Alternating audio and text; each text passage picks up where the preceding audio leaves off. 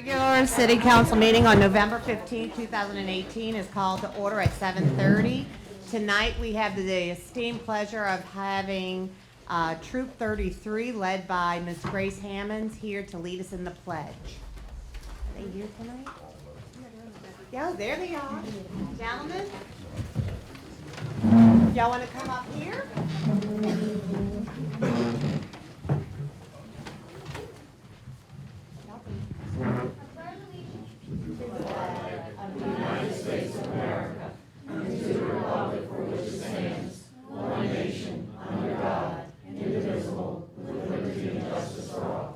Thank you. You did a great job. Roll call. Councilman Bodier. Present. Councilman Benton. Present. Councilman Hewitt. Councilman Johnston. Present. Councilman Wheeler. Present. Mayor Maselli. Present. Police Chief Walker. Fire Chief St. Cyr. Present. City Attorney Burris is absent. City CPA Linda Lulu. Absent. And Municipal Clerk Nicole Lee, present. Thank you. Before we get started, I'd like to congratulate Councilman Bodier, future Councilman Eric Chatelain, re-elected Councilman Craig Johnston on their victories at last week's election. I'd also like to encourage everyone to please remember to go to the polls on December 8th to vote for the candidates who are in a runoff for the remaining council seats. I would also like to tell everyone it has been a true honor to serve the citizens of Harahan, and would like to thank everyone who supported me.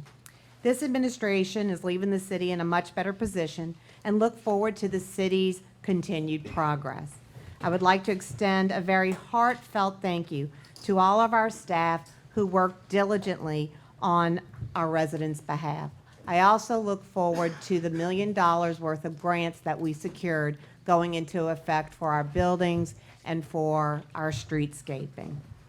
At this time, I'd like to ask for a motion to amend the agenda to add proposed ordinance number 2018-24, an ordinance amending ordinance 1841, the annual budget of revenues and expenditures for the fiscal year of December 31st, 2018 for the city of Harahan for first reading for tonight. Do I have a motion? I have a motion, and it's offered by Councilman Benton. Do I have a second? I have a second by Councilman Johnston. All those in favor? Yay. Any opposed?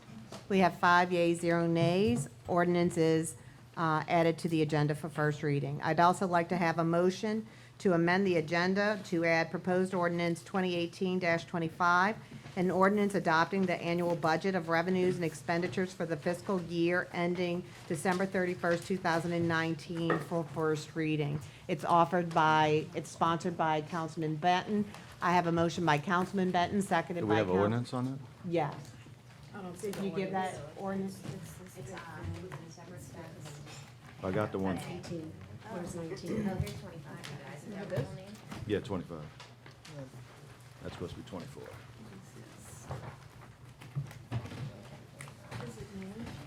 Yeah. Do you want to make?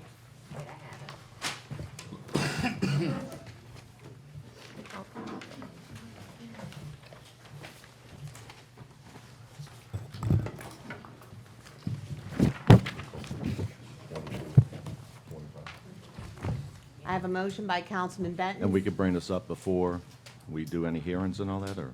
Yes, I thought, yes. Okay, Do I have a second? By second. Councilman Johnston. All those in favor? Yay. Any Yeah. opposed? We have 5 yeas, 0 nays. Motion passes. I'd also like to have a motion to amend the agenda to add Carl Riggs and Ingram representative as number 1 under special presentations. Motion. I have a motion by Councilman Johnston, seconded by Councilman Benton. All those in favor? Yay. Any opposed? We have 5 yeas, 0 nays. Motion passes.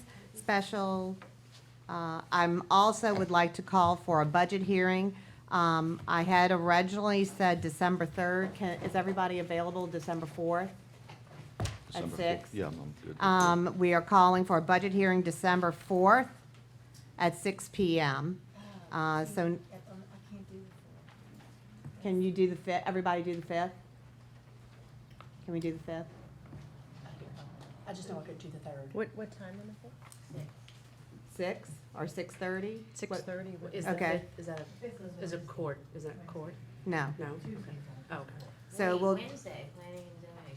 It's the first Well, it's planning and zoning. Wednesday of the And we month, do have a gap. planning and zoning. okay, then the 7th, 6th would be Thursday. 7th is Sixth. Friday. 6. 6th. I'm good. 6th at 6:30? 6:30? I'm good with that. Okay, so we are calling for a budget hearing to be held December 6th at 6:30. Special presentations, I think Mr. Rebo's Wait, here. do you want to waive notice? Do you wanna That is waive waiving notice note. of special Is meeting? everybody, You have to list what's not, you know what you said? that's all we're having is budget hearing. That's it. Waive notice of meeting. This is what you said. 6:30. 6:30, December 6th.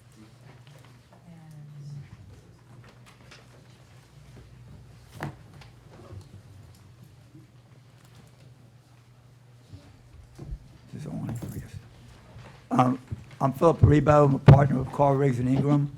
I'm pleased to present the audit for the year ended 2017. We have filed, we've issued 3 documents. I'm not sure if you have access to them here, but there's 3 documents that were issued in connection with the 2017 audit. One was the actual financial statements that are audited and the footnotes of those financial statements. The other document is the statewide agreed-upon procedures report. Both of those documents have been filed with the legislative auditor and is on their websites. And again, you should have a copy of them. The other document was required communications to the council members, and that just primarily summarizes our audit for 2017. Again, I'm not sure if you have those in front of you, but basically, starting with the financial statements that were audited, on page 8 and 10 of those financial statements, you should have the independent auditor's report on those pages. I guess I'm pleased to announce that for 2017, we issued a unmodified, or what's commonly referred to as a clean opinion, taking no exceptions to the financial statements or footnotes to the Harahan's for 2017. So you got the highest level of assurance that we can render as an auditor in our independent auditor's report for the city of Harahan for 2017. I will point out that on page 9 in our independent auditor's report that we have omitted the budgetary comparison that is required under generally accepted government auditing standards. That information was omitted. It doesn't affect your opinion. It's basically an unaudited supplementary schedule, but it was omitted. But again, it doesn't affect your financial statements. You have the financial statements in front of you. On page 21 is the balance sheet for the governmental funds. The governmental funds consist of the general fund, the sales tax fund, and the capital projects. And overall, the balance sheet was a positive trends from prior years. He ended 2017 with about $5.2 million in total assets, $3.7 million in cash, about $500,000 in accounts receivable. On the liability side, you had accounts payable about $2.6 million, deferred revenue about $1.3 million, and a fund balance of positive $1.3 million. And that fund balance was about $67,000 in unassigned fund balance from the general fund, unrestricted unassigned fund balance. That was a positive change in fund balance from the prior year of a little bit over $400,000. And that you ended the year with a positive fund balance, which I think going back to 2016, 2017, you've been operating with deficits. In 2016, we had a little fund balance that ended the year, and then in 2017, that increased. So again, you had a positive fund balance for the first time in a while, in 2016 and 2017. So again, a total fund balance is about $1.3 million. On page 23, the statement of revenues and expenditures, you have total revenues about $6.3 million. Total expenses was a little bit less than that. And as I said, you ended up with about a little bit over $400,000 and as a positive change in fund balance. About $326,000 was in the general fund. So again, your revenues were pretty consistent with prior years, and so was your expenses. And you ended the year in a positive. I will point out, there's a footnote on page 54 that points out that, subsequent to the issuance of the financial statements, you had approval of about $3 million for sewage services and $5 million for police. So those additional millages are not reflected in these financial statements in this year, in 2017. At the end of the report, we have an independent auditor's report on internal controls and compliance. You did have, that's on page 79 of the report. We did note about 4 internal control deficiencies and 4 compliance deficiencies within that independent auditor's report. I mean, the details are in there, and I'd be happy to go through them if you want, but that was a slight improvement from the prior year. Some of those deficiencies were carryovers from the prior year, so you may want to focus on those for the 2018 to correct those for 2018. We did issue as I mentioned, a statewide agreed-upon procedures report. This is the second year we've issued that report. That's required by the Louisiana Legislative Auditor. There's over 30 procedures that we have to perform on the city. And out of those 30 procedures, we had minor exceptions in 3 of those procedures. And they're detailed in the report. Again, they're pretty minor exceptions. A big improvement over the prior year. And for 2018, with these improvements, we don't have to perform the 30 procedures. We have to perform just about 27 now, since there's we only have to perform about 3, since there were 27 of those that have been corrected. So that's a big, broad overview of the audit. I'll be happy to respond to any questions that you may have on the audit. I just have some questions in general, if you don't mind, Sure. as the city auditor, just so that we can clarify things. In general, there was in fact truly a deficit when we came in 2015, is that correct? And that's a deficit that was reflected in the general fund. Yes. And I believe we did some heroic feats, and you and I have discussed that in order to get the finances to where it was and put the budget in the correct format. And we've struggled with moving from the way we did things in the past to how we have to do them appropriately. Ms. Lulu has continually explained that a best practice is to always decrease one area of expense or increase a revenue when an expense needs to be increased. If there's a positive fund balance, that doesn't need to take place, correct? Well, now I understand your question, but I'm sorry. For example, we've had a lot of conversation, let me just read it in total. While Ms. Lulu has continually explained that a best practice is to always decrease one area of expense or increase a revenue, when you're making a budget amendment through the Sure. year, of revenue, when an expense needs to be increased, if there is a positive fund balance and no areas of decrease, increase, are available, it is perfectly fine to put forth an ordinance which only increases an expenditure. That's what we have done for capital because there was a positive fund balance. And we've Yeah. done that in the past. Okay. Additionally, if there is a change in operations, like for Cox Internet Services, which we've had an increase, or health insurance increases that were not built into the original budget, we are in fact required to bring those changes of operations forth to the council, and that they are required to be adopted per the Local Government Budget Act, correct? When there's a change of operation. Yeah, there's a 5% difference between actual and budget. You're required to make that amendment.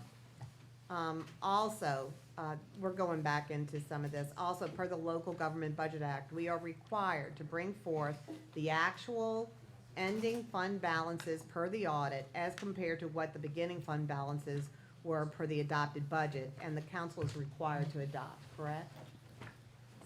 I mean, if you're asking, It's if, about the audited fund balances, and that we have to adopt them, correct? yes, I mean, you have to carry those forward. Correct.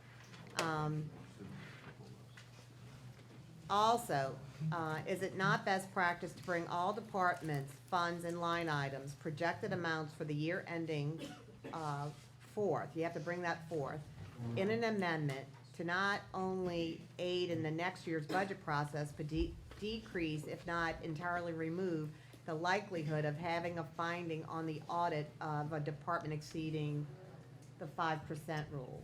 So you, at the end of the year, you amend the current budget to bring it in line. Yes, Okay, so that's customary. within the 5%. Correct. I'd also like to state that, there were multiple conversations about the budget to actual. It had been the source of a lot of contention, continued work and reworking budgets, and a lot of extra funds, and at the expense of the city for all the time on your on Carr Riggs and Ingram's behalf and ours. And that financial expense and controversy just was really what we were talking about when we decided not to put the budget to actual for the departments on. Yeah, pretty much. I think that's pretty concise. I do want to say that we didn't want to point fingers at any one department if they overspent, underspent. But there's been so much contention about that, I'd like to set the record record straight, that in 2017, the HPD was overspent by $96,430. The administration and non-departmental was underspent by $204,766. If the council had adopted the year-end amendments and put forth by the administration and Ms. Linda Lulu, the HPD would in fact have been underspent by $82,000 is what we internally had come up with. I just want to thank you for everything your firm has done.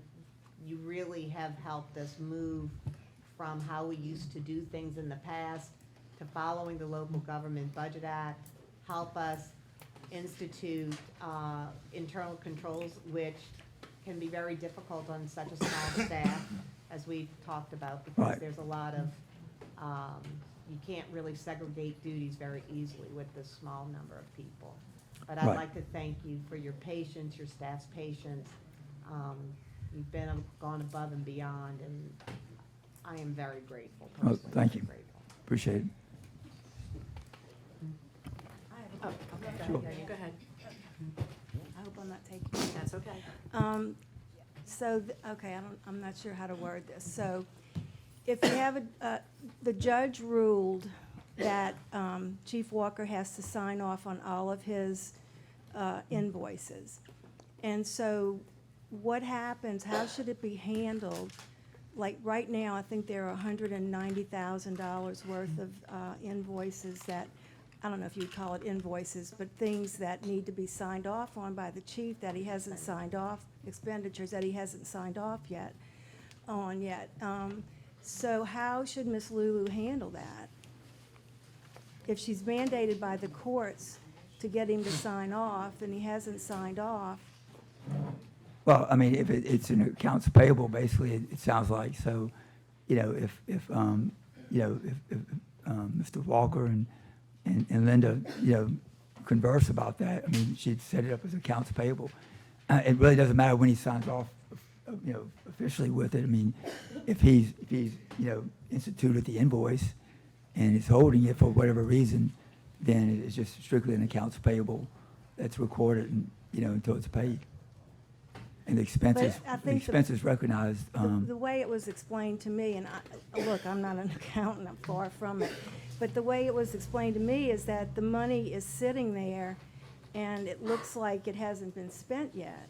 And you can see that in the budget, that, Yeah. you know, some of his line items are way underspent because those other expenditures are sitting out there. Yeah, I mean, it really doesn't matter when the check was cut or when it was expensed. I mean, if the services were incurred in the year, or if you ordered something and it's ordered and received in the year, then, you know, then all that should be accrued in that year. Right, but And no matter when he signs off on it, it'd just be, you know, strictly in accounts payable until it's paid.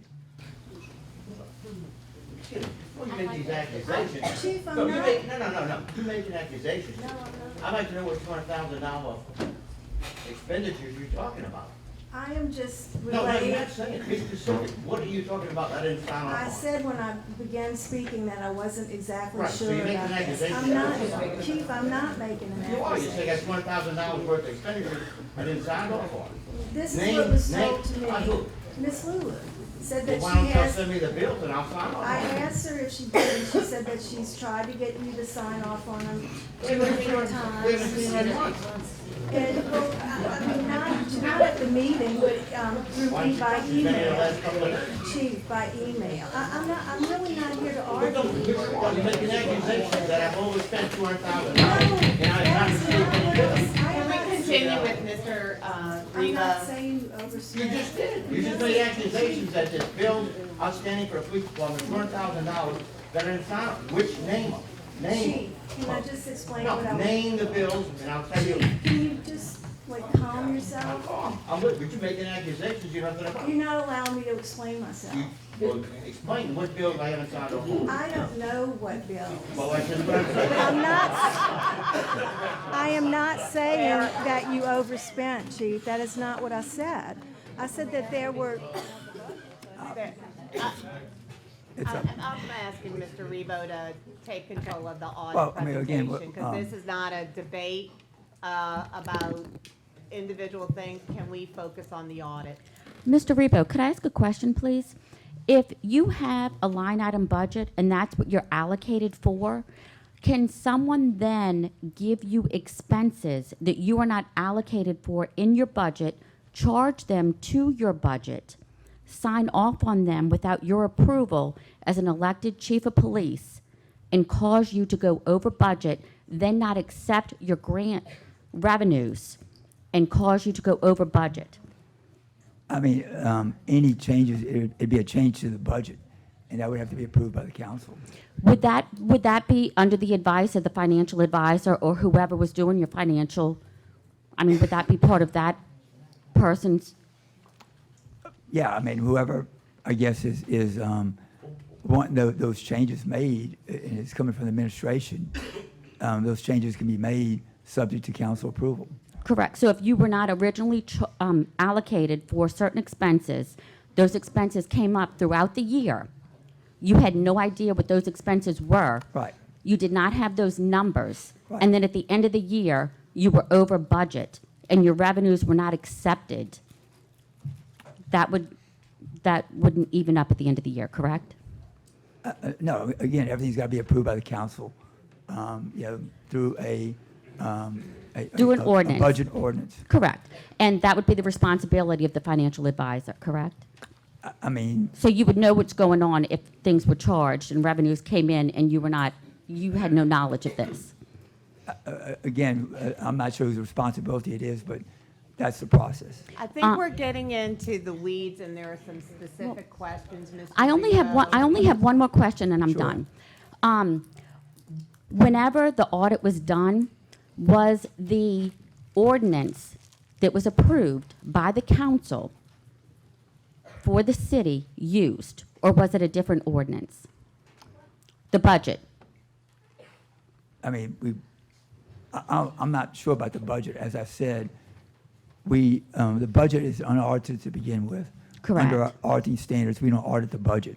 No, I understand. And, you know, so whatever changes were made to the budget or whatever is irrelevant to the audit process. And, you know, I know we requested a budget that's been approved by the council. Correct. And we never really got there with that process. I totally understand that. You were only using the numbers that you were provided, and usually the city clerk provides those numbers that are approved by ordinance.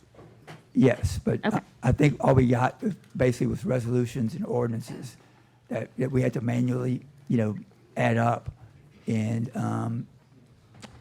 again, some of them was done by resolution and. Instead that's- of ordinance. No, instead I of totally ordinances. understand that, Mr. So Rebo. that's why we didn't present the Can budget information. Ms. Whittle, with all due respect, we put up a end of the year budget amendment to bring everything into alignment. There were some things that were resolutions with the intention of putting it into that budget amendment at the end of the year that never got accepted. Simply had that budget amendment been passed and approved, there would have been a final budget that would have been totally comprehensive of the entire year to present to you that had included monies that were accepted by resolution that went through a budget process. So it was that it wasn't passed by the council. It wasn't that the CPA did not provide that to the council, that it wasn't done and it wasn't offered, it wasn't accepted. And I'm sorry that you're in the middle of No some of problem. these things. I've been in the middle before. I know you have. With all due The, respect, Mayor, I understand that, but there were many things that were in that budget amendment. It was either all or nothing. And that's where the problem was. It was all or nothing. And that's why the police department, and I don't understand why we're talking just about the police department. We're supposed to be talking about an entire city. That's why we looked at the entire overages and the over and under the budget to actual. I think and that's what I think the those police numbers were. department, without their revenues for grants and everything else, balanced out the rest of the city. I don't want to get into a he said, she said, because we've gone over this many times. But had everything been balanced the way that it was supposed to be, the police department wouldn't have been over. Ms. Whittle, we asked for repeatedly for information from the police department, from you specifically, and we never got it. That's untrue, That Ms. is Mayor. true. That's untrue. That is true. Untrue. Grant information we repeatedly asked for that we Miss never Linda got. Lulu is the And- administrator wait, I'm in not the finished. grant. Ms. Whittle, Okay. I'm not finished. That's We fine. Go ahead. We also asked for receipts of bail. We received none. We asked to reconcile tickets so that we can know if the revenue that we collected was correct. Hold on. We have been denied. It is by law that the city reconciles tickets that once they're issued by the police department, and we were not allowed to reconcile after many times. We also had findings, significant findings, because the Harahan Police Department violated the public bid law by over $250,000. You're incorrect, Mayor. I'm sorry. You're incorrect. You're incorrect. That was a finding on the audit. Of course it was. Of course it was. I think that we exchanged several emails with CRI stating that the police department was actually under budget. Had they, excuse me, I'm not done, thank you. Had they received the correct budget, we would have been under budget. But they did not receive the budget from the city clerk. They received it from you, Mayor Maselli, and Miss Linda Lulu. They received the budget also from the city clerk. They received We Linda did. Lulu's information. So I think Horwitz we and got Ingram 3 budgets received. in all. Correct. How Well, I can mean, you, how can that you was accidentally far- give the wrong budget No one 2 gave years the in a wrong row? budget. 2 years in a row. No one gave the wrong budget, Ms. Whittle. No, Mr. but like I said, we got several budget versions, and we tried our best to reconcile them, but we couldn't.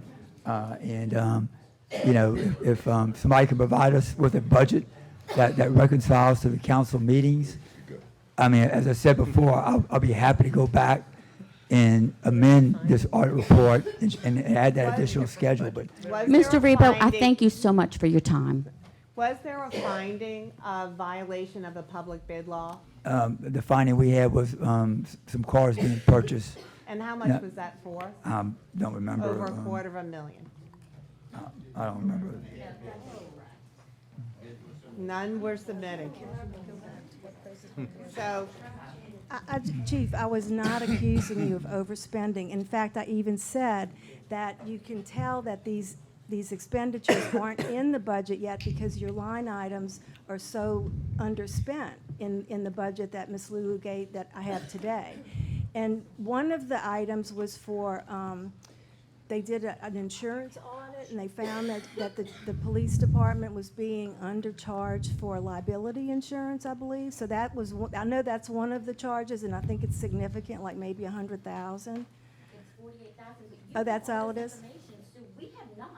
I don't understand why it's not distributed Well- to the entire council and the police department. But when we get in the council meeting, you have all the information. All that's And I been think said. that's great. All of it's been I said think it's repeatedly. I was told that Ms. Lulu had asked the chief twice to please sign off on these invoices. There's That's- written and documentation. I'm just telling you what was Which invoice? told.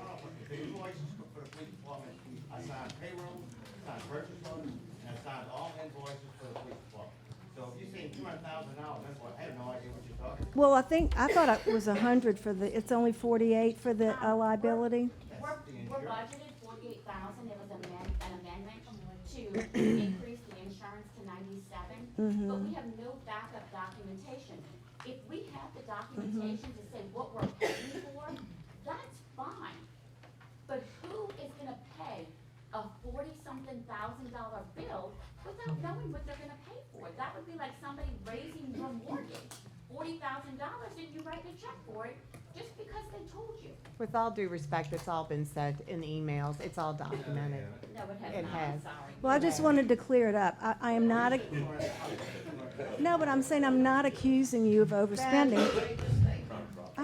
Chief, I didn't say Love to be that. able to meet with you. If you have all of this wealth of knowledge, it would be fantastic for us to be able to meet together so we know where we stand in budget. I don't know enough about it. You should meet with Miss Lulu. That is impossible. I'm sorry. Well, I don't know enough to help you. I really don't. You want to just continue? Well, I'm basically finished, I was just Oh, no, I have a responding to question. your question. Yeah, Okay. I'd be happy to take, So it appears that one of the biggest issues that's been under contention here currently in this administration is when there is a budget amendment that's being brought forth to us. This is one I specifically showed you. This is about the Cox for the internet. And it's talking about increasing these lines. And we had presented this to you, and we mentioned about there's no offset. There's no decrease in a line to increase here. There's no offset in revenue. So when Councilman Bodie and I met with you and Becky Hammond, it was discussed that we could not adopt this budget amendment the way it is because it would be creating deficit spending. However, you did mention that if there was an increase in revenue throughout the year, Right. then maybe a budget amendment should have been presented to this council that if we had X amount of dollars in revenue and now we have Y, right. and we increase that, then we could technically adopt this. Yeah, you can adopt anything, well, you need But to. you can't need increase to an show- expense without an offset of revenue or Right. decreasing somewhere Right, else. you need to be, But Mr. Revo, isn't this what I asked in the first question that I asked to you? That just as we put up a capital budget, because there, an amendment to the capital budget, we put up an ordinance. Right. And we said we are gonna spend $40,000 for X. Because there's a surplus, it doesn't take it from anywhere else. There's not a second sentence line, et Right. cetera. We had a surplus also in the general fund. Right. Therefore, couldn't you, we had this conversation, in that instance, it is appropriate and you can do that, correct? yes, that's appropriate. I mean, you'd have to show it on the budget amendment that you're taking it from fund balance. Right. God bless you. But we didn't do that, Mayor. So you're asking With us the- to no, increase with- expenses, but you're not providing us the surplus that No. was increased. No, it's It's not not an, an it's not an increased surplus. surplus. It's from the prior year, you had a surplus, change in fund balance, Okay. okay? But he You just put mentioned up that a we budget just ordinance, should you have the adopt that written, in order to adopt you this. have the written document, and then you have the statement of the financials. Thus, things done. you have, you're pulling from your fund balance, period. The way I read it in the Larson Act was that if you had an amendment like that, and that the chief financial officer asked for an amendment, that they would only ask for it if they knew they weren't going into a deficit, so that they would know that there was money in a fund, one of the funds that could handle that amendment. I don't know if that, is that answer it, Carrie? I No, mean, it's just that there was a positive fund balance that it was being pulled. But it's not stating But anywhere it's in the not ordinance. stating in the section. ordinance. Right. It's just showing an increase. It's showing the expense. Well, but it's Councilman increased. Wheeler, in your terms, so we can break it down, make it simple, you have to show where you're taking it from to show where you're bringing it to. Well, that was my You can't show where you're understanding of bringing the it to meeting without that we- showing where you're taking it from. That was my because that's understanding of the deficit meeting spending. we had. We specifically Right. brought up this ordinance. Yeah, and that's what we said, yeah. Right. So, I mean, yeah, I think we're all saying the same thing, I think. I mean, I'm not But we're sure all what- agreeing too, if there's a positive fund balance. Correct? Yes, Because Linda, but, I had this conversation with you. but and it I should had be a conversation- reflected in the ordinance, Right. adopting, you And know. it's not. That's the argument that. And that's the right. problem we had with the budget. I mean, again, you know, we couldn't put everything, we couldn't figure out what the budget was exactly. And, you know, it's been like that for 2 years as far as the two audits, so.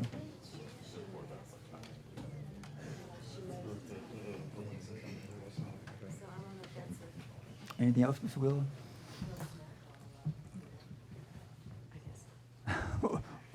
I'm here, I mean. so- Just one question I have Sure. for you. You were allocated $28,000, I believe, was it 28 to do the budgeting, and that's on an annual, I believe that was. something like that? Yes. And then, from what I understand, it was around 78,000. We ended up, because of so many changes and trying to decipher. I mean, so how did we get from 28 to 78? And I know we spoke about these 25 adjustments. I know that we also spoke when, just in the last year alone, that when the numbers were turned in, so I'm gonna try to get the years right here. In 2016, when we met with CRI, they did the audit on the budget amendment. When we went to meet with them, we said, this is the wrong budget amendment. We called Nicole up, we said, can you send us the right budget amendment?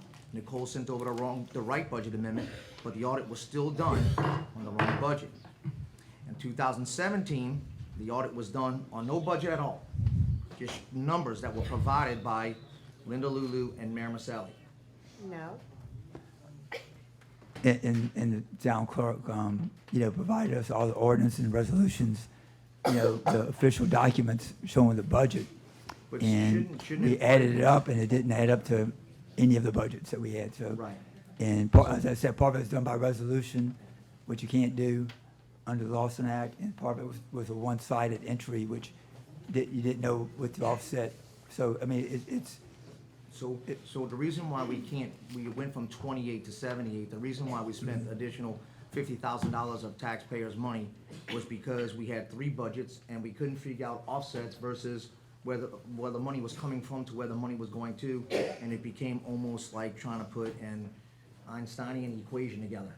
well, again, and then some of it done by resolution, which is not, at that point, it's not a budget amendment if it's done by resolution.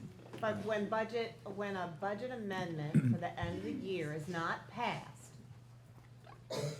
those problems are perpetuated. Those were all clear, the budget amendment that you couldn't see or would even want to evaluate, wasn't passed. It wasn't something that would have been handed to you saying, you see, everything is here and captured and done. And here, Mr. Rebo with Carrigs and Ingram, because the council failed to act and pass that amendment. The final end of the year. Yeah. You're not the council. Well, Ms. again, I'm not, So, but I'm just saying, that is where the problem comes Right. in.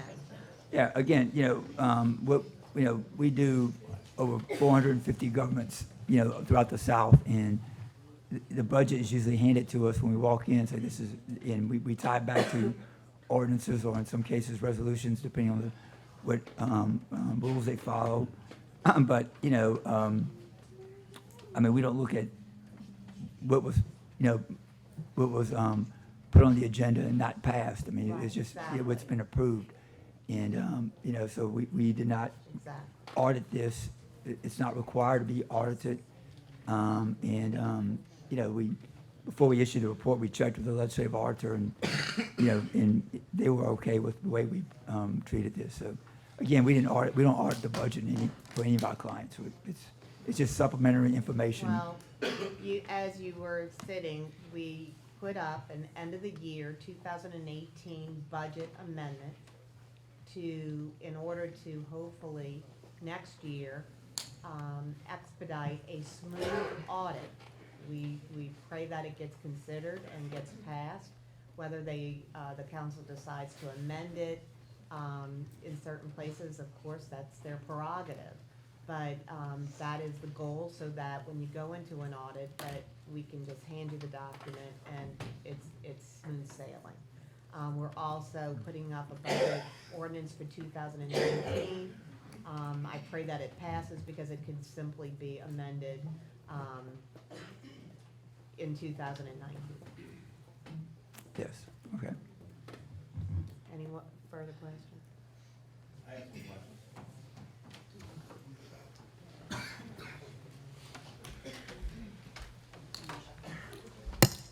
You mentioned that 2017 is a fund balance, unencumbered. How much was it? In 2000 what? 17, you said it was 17. unencumbered. Yeah, I mean, the unassigned, is referred to as unassigned, in the general fund, it ended the year 67,000 roughly. 67,000. That's spendable. Yeah, spendable. 67,000. The police department issued purchase orders at the end of 17. Then, when some of the items didn't come in time, I was told by Ms. Lulu that you canceled those purchase orders. Then when I wrote to you, you said you didn't cancel anything. So part of that $60-something thousand was money that was left over for the police department. I Were those mean, purchase orders canceled? I didn't tell you could, I mean, I know you emailed me, I don't remember the facts, but I mean, Those your purchase order- orders issued at the end of December of 17. Right. That was But- included in, my understanding, that was included in 17 expenses. Correct. But they were the items, before the items came in, I learned from Ms. Lulu that she said you canceled those purchase orders because it was over 3 months old. No, and I emailed you back and I said, that's wrong. But that's what she told us. So Well, that money, that's- again, those I'm not- purchase orders died, and that money is part of that $60-something thousand that's unencumbered. Let's go back to 2016. When I spoke to you on the phone, I don't think I can remember 2006. well, I'm gonna refresh your memory, All right, that the police department was $66,000 over budget, if you remember correctly. right, And we did research, and we sent you the amendments to the budget. right. And a day or two later, you said, no, the police department, you said it was over budget in the audit, 66 over. Right. When we sent you the budget amendments, you said we were $90,000 under budget. Yes, And then the following day, Ms. Lulu came back and said, no, the police department's $70,000 under budget. But you still let the audit go through to the legislative auditor that the police department was over budget. Why? because, as I've mentioned to you before, we talked to the legislative auditor. It's an unaudited, amount. I mean, we don't audit the budget. I keep saying this. This whole meeting's been about the budget, but we don't audit the budget. We just get it from the city or parish or whatever, and it's a supplementary schedule that's unaudited. And they said, do not amend the report for that. So you Because let it the, says so you so let in the our- audit go through that we over budget when we documented we were actually under budget. Right. But in the other departments, that affected the other departments. So I mean, somebody would have to go through and figure this out. So it lets us look bad, but we really under budget, didn't spend all our money. And then you still go to the legislative auditor and it goes into the state files that we're over budget, when in actuality, we were under budget. Well, I'll say again, for 2016 and 2017, if somebody will give me a budget that ties to the council minutes, then I will amend both reports. But I can't, I cannot amend the reports just based on one department giving me, this is my budget. And so that changes the whole other department. So, again, Okay. I'm not sure what That the is point is. why I filed a complaint with the licensing board for CPAs, because they let my budget go from being over budget when they were knowing it was under budget, and they still let it go through that we were under budget, over budget, even though they documented and admits we were under budget. That's what, we're spending good money for that, folks. I don't understand. I think the clarification that Mr. Rubio was trying to say that they only prepare the audit We look at actual The numbers. numbers you're providing, and No, those are the no, only we numbers don't. you can work with? No, I didn't say that at all. I mean, we audit actual numbers. Correct. We audit what was spent and what was received by the city. That is our audit report. And I, We do not look at budget amounts. That's not required. That's, all that schedule is that the chief is referring to is a budget to actual comparison that's marked unaudited. And it says in our opinion that it's unaudited. So that means that we do not express any opinion on that schedule. but they have to abide by what their budget is and be in that certain parameter. Yeah, we test, all CPA firms, test compliance with the budget. And there's a 5% rule I mentioned. So if there's a 5% deviation and you did not amend the budget, then that's a compliance finding in the report. Can I ask you one question, Mr. Rebo? As far as the positive that the city's in, does that include the police department's asset forfeiture money that should not be commingled, should be kept totally separate, and does not have any influence on what the city's positive balance is? No, Because in the audit, I thought it said that it did include the asset forfeiture money. I think the asset forfeiture money is in the fund balance. It's in the fund It's balance, not which in left the- us in a positive, which was over $100,000. The only thing we had as far as non-allocated money was $66,000. So if you subtract that $100,000, we're actually in a $40,000 deficit because those monies are not supposed to be commingled. No, that money is shown in the fund balance as a separate line item. It's referred to as committed. So that asset forfeiture money is in fund balance.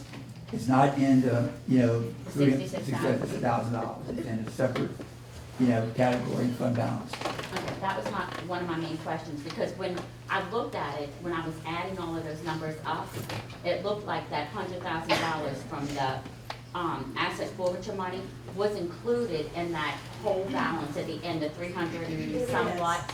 It is. And It if you was. remember last time, I talked about that, the 391,000. Right. The asset forfeiture was in there as an encumbered amount. There was also other monies that were dedicated already, and the only thing that was left was the 68 or whatever thousand. So, but was that balance of 100,000 included in that, because you had monies that are already spent? So the balance of that was 66,000. My question that I was unsure of and I didn't know the answer to, that's why I was asking it. The $100,000 from the asset forfeiture money, that's included in that 376? Yeah. Okay, so then you have allocated expenses already. Your balance is 66. So if you subtract that 100,000 of the asset forfeiture, It's or do you different, subtract it before? Yeah. I don't know the answer to that, that's why I'm asking. Yeah, I mean, the asset forfeiture money is not in the unassigned number. Okay, that was one of my questions. Thank you for answering. I have one question, Mr. Rito. If you don't audit the budget, and you don't go by the budget numbers provided to you by whomever or however many you get, how do you know whether we're within 5% or not? That's a good question, and basically we have to just. So in other words, we can just really pretty much spend what we want as long as numbers are given to you Well, that kind again, of fit with what it was, we're good. well, if the council doesn't adopt an official budget, that's basically the only thing we can But do. the council doesn't have to adopt official budget at the end of the year if they don't approve of the expenditures that were made. No, I agree. The council doesn't have to do anything. I That's never right. said they had to. But if you want to change the budget, that was, prepared by the administration, approved by the council, you have to do it by. You've answered it all. Thank you, sir. Ordinance and. Appreciate you. But it doesn't have to be done. Do you have any further comments? Okay, appreciate it. If any further questions, please contact me. Thank you. Thank you. Thank you, Mr. Rubio. Thank you, Mr. Rebo. At this time, I'd like to excuse myself from the meeting. I'm going to ask the Mayor Pro Tem to please take over. Thank you very much. Have a good meeting.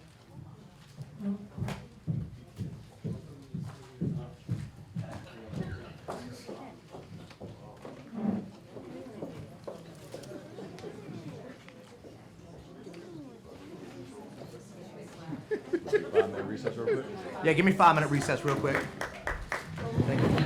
Okay, guys, I want to call this meeting back to order. I'm sorry for all of that mess. All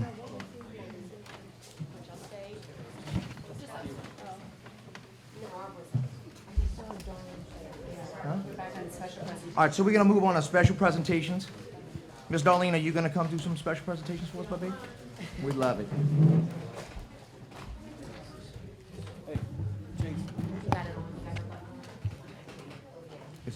Is this on? Yes, ma'am. Thank you. Okay, glasses on first. All right, oh, where'd, shoot. I need the iPad, yeah. While you're working on that, let me start with the announcement. Say, good evening, everybody, council, mayor, and citizens of Harahan. I've got a few community announcements to make, and I'll try to be accurate and brief. First off, I got this tonight. This is a fundraiser that's going to take place on Saturday, December 1st. It's for a couple that's military, Aaron and Paula Simon. They're both U.S. Army veterans. Mr. Aaron is battling for the second time a rare form of cancer. He's got 4 kids, and again, the organization Got Our Troops Foundation is going to do a fundraiser at the camp on Saturday, December 1st, and it's going to run from 2 p.m. to 5 p.m. $30 is the entrance fee, and that includes food and drinks.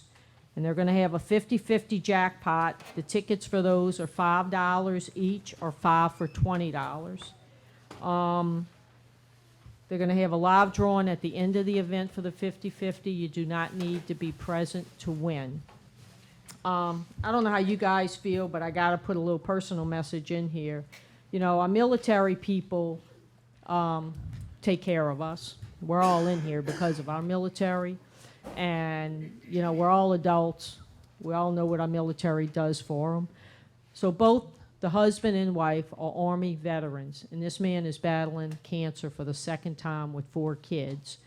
I think even if you can't attend the actual fundraiser itself, Got Our Troops Foundation is at 1308 Dealers Avenue. I'll make some copies of this and put it out in City Hall by the police department. If people want to donate something to this very worthy cause, give me a call and I'll make sure the information gets out. Let me do this before this disappears, because I'm not good with this iPad stuff. I want to remind everybody that this coming Saturday for the Soniat Playground, trying to raise money to upgrade that for our disabled and our handicapped people. This Saturday, the weather's supposed to be really nice from 9 a.m. to 1 p.m. They got pies for a contest. They're going to have for sale cookies, cakes, breads, and more. Go spend some money. I mean, you know, we need to support this organization. They're going to have pie, huh? Thanksgiving dessert. Yeah, Thanksgiving dessert. There you go. I eat dessert every day, I'll tell you right now. So. Anyhow, all proceeds will benefit the Soniat No Limits Playground Fund. Melissa has had a number of entries in the pie contest, and I'm sure if you still want to enter, you can get in touch with that lady right there and join the fun. Seriously, the weather's going to be really nice. It's at the Soniat Park, of course, 6601 10th Street. Get on out, buy some dessert, and go enjoy our playground and try to help out a really good cause. I can tell you she's going to give awards out for the pies, and the awards are very nice. So get on out, enter a pie. I won't be doing that because I can't cook. And, you know, but I'll be eating and I'll be there. I need some extra names for some families and seniors. Last year, and it was very successful, I worked with NOLA Church. They had helped us with Royland Playground to kind of clean it up. Last year, I think it was, or the year before, I can't remember. And they're doing another Thanksgiving meal, and I'm working with them on that. And it's a full meal, turkey with all the trimmings and everything, and they do little games, give little prizes away. So if you know some families in need or some seniors that are by themselves, if they need a ride, let me know or let Miss Lynn know over at the Senior Citizen Center. She's got the information. We have about 40 people signed up right now, and we can go as high as 100. Okay? That's Wednesday, the day before Thanksgiving. So that's the 21st. It runs from 6 to 8 p.m. 6 to 8 p.m. So if you know somebody, please, please reach out. Let us know so we can make sure they can get over there and have a good meal and some good companionship, okay? I spoke to Ms. Nicole earlier today. Tax bills will be coming out the last week of this month. So please make sure you check your mail and get that in. A lot of times, mail service is not what we think it should be. And if you don't get it, please, I would say first, second week of December, if you haven't seen it, call City Hall so we can make sure that that stuff gets paid and processed. Oh yeah, and you can pay them online now if you're into that. Let's see, Christmas parade, December 15th. And it will be taking the traditional route on disembark over by Folse and where the Winn-Dixie is. If anyone wants to be in the parade, marching group or whatever, contact Tracy Whittle at the police department, and she'll make sure you get signed up and get all the forms that need to be filled out and get you placed in order where you need to be in the parade. Mr. Owen, can you give us that time? That starts at noon, correct, Chief? 12 o'clock start by the Crescent Ford down in that dealership over that way. Chief, the toy run this year, is that going to happen? Okay, do you have a date or anything, or you want to announce that when? You just tell them to call either the police department, myself, or schools. Well, I'm gonna take care of the schools.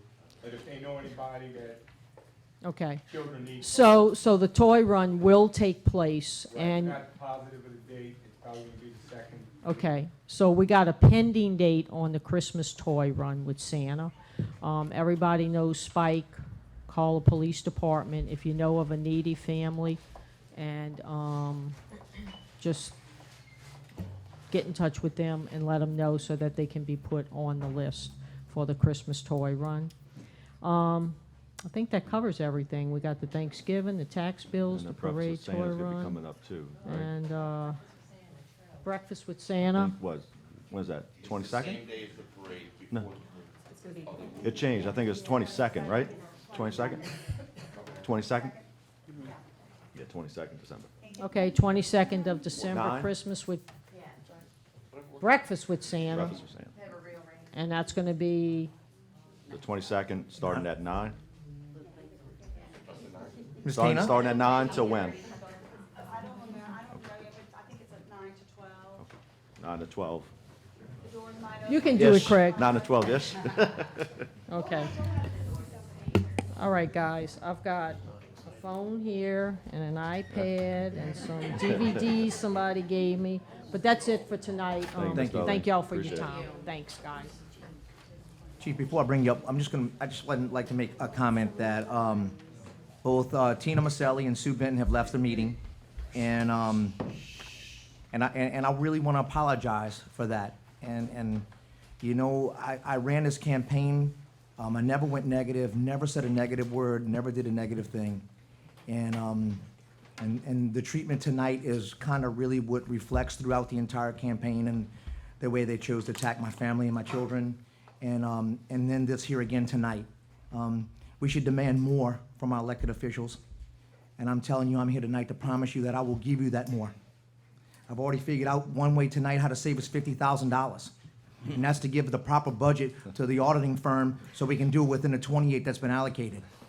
And that's what you should demand in your elected officials.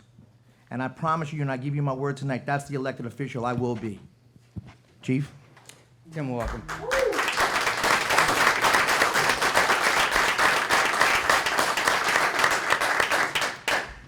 Mayor, council, viewing public. Tim Walker, Harahan Police Department. Friday after Thanksgiving, we're starting again our annual blue light program. So from Friday after Thanksgiving to New Year's Eve, there'll be extra police cars on the street. The marked units will have the blue lights flashing. There'll be some unmarked cars you won't know about. And all they can do is ride around and make sure that you, your house, your family's safe. If you're coming home, and it's not just during this time, but anytime during the year, you come home and you feel uncomfortable, you call the station. We'll send somebody out to escort you into the house. But even more so now with the Christmas season coming along, we're worried about people, packages left out. That's a big thing. Last year, I think we had maybe just one or two. We had, with the blue light, we were able to scare them off, and hopefully we can again this year. If you're not going to be home, try and have a neighbor or somebody that you know can pick up your package that's delivered by one of the delivery services. And as Darlene said, the Christmas parade is December 15th, to Saturday, starts at noon. If y'all have anybody that wants to be involved in the program and march with us, call the police station, ask for Tracy Whittle, and if we can get you signed up. Thank you. I also want to bring my attorney, Mr. Pat it up, yes. Just making sure. I just want to, I wasn't expecting to say anything, so I'm doing it off the cuff, but I want to make sure that we reiterate that there's a transition that's going to go on, but as far as the chief's concerned, there is nothing changed. I want to remind people, because this was brought up, and I'm not sure how a conversation about the budget turned into an attack session, but at the beginning of this year, the chief filed an injunction against the mayor alleging that the mayor was improperly spending your police department dollars. And the court agreed with that. And the court ordered an injunction prohibiting that from going any further. That was in the beginning of 2018. So when the attack is that he's over budget, you know, he wasn't spending his own money. So it's kind of an unfair attack, and that's been shown in court. And I can tell you this $200,000 thing, I'm not here every day, but I'm pretty up to date on what's going on. It's the first I've heard of that. I can tell you that when an invoice is proper, and that invoice is presented to the chief and it's got substance with it, it's signed. There's no games. And I've said this probably the last 8 meetings, and I'll say it again. The chief's door is open. If any of y'all want to come in and discuss these issues, what's done is done, and hopefully we can move on. But if there's still a question, his door is open, and if you need me, I'm there. So nothing has changed as far as the chief goes. Tonight, further on, if you have any questions, let us know, and we will answer them. Good night. Okay, I'd like to go to address the council.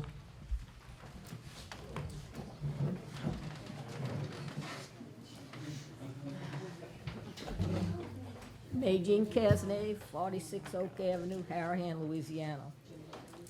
On tonight's agenda, there is a proposed ordinance number 2018-23 up for first reading. This ordinance is proposing an increase of nearly 20% for a municipal clerk, which would bring her salary to $50,000 a year plus benefits. Mr. Bodier has promised the fire department a raise. The police chief has 5 mills for raises for the police department. This increase is an insult to all other city employees who have not received a raise in several years and are now receiving nothing. How does this affect the budget? And do you really expect all other employees to be happy about this?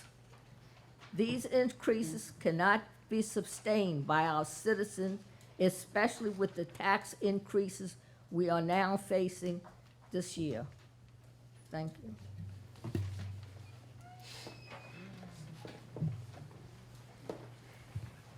How y'all doing this evening? Brian Whittle, 508 Gordon Avenue. Just here to answer a few questions and to state who I am. Some people stated that they don't know me, don't know who I am or what I'm about. So real quick, I'm gonna try to be brief. I appreciate the time you give me. I work for Energy. Well, first of all, let me back up. I've lived in Harahan all my life. I'm very passionate about Harahan. Like I say, I'm running, I've been knocking on doors. One gentleman and I got to a heated discussion about unincorporating Harahan, and I stood my ground. Well, after our conversation, he told me who he was. He used to be one of our presidents of the company I work for, so. But anyway, he thought it would be better. I don't. I'm very passionate about this city.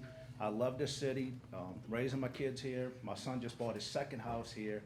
Very proud of him. Experience-wise, I work for Energy. I'm a lead lineman. I work in the OC capacity from time to time. Anytime there's a storm or anything, or we get back up, so I run crews. I could run 100 crews at any given time for a storm situation. So I got to keep track of that crew.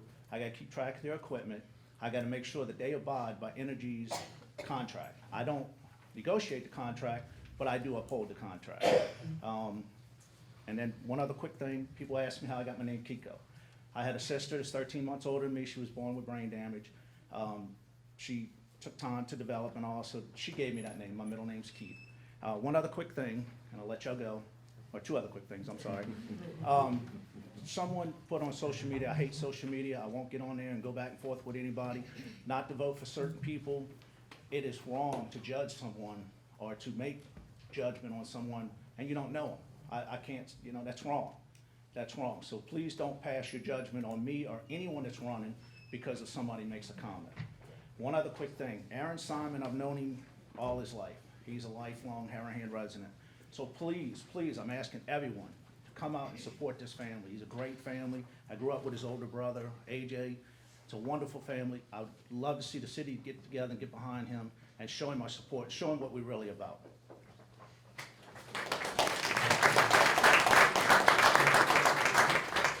Hi, I'm Tina Hunt, 54 West Imperial.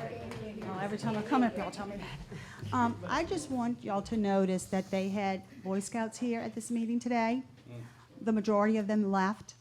I am very embarrassed, and I hope that y'all are embarrassed, and I hope that y'all will make a special effort to reach out to the troop leader, if that's what the boys call their leaders, and invite them back maybe next year or do something special for them. I think that, that they kind of wasted their time today, and I don't want them to go home and tell their parents what happened.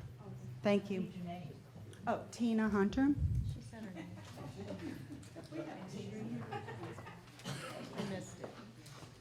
Hello, John Ream, 3 Rent Pass. Harahan NU Batcher District Ordinance, line B1, the following uses are permitted: barge mooring and holding facility.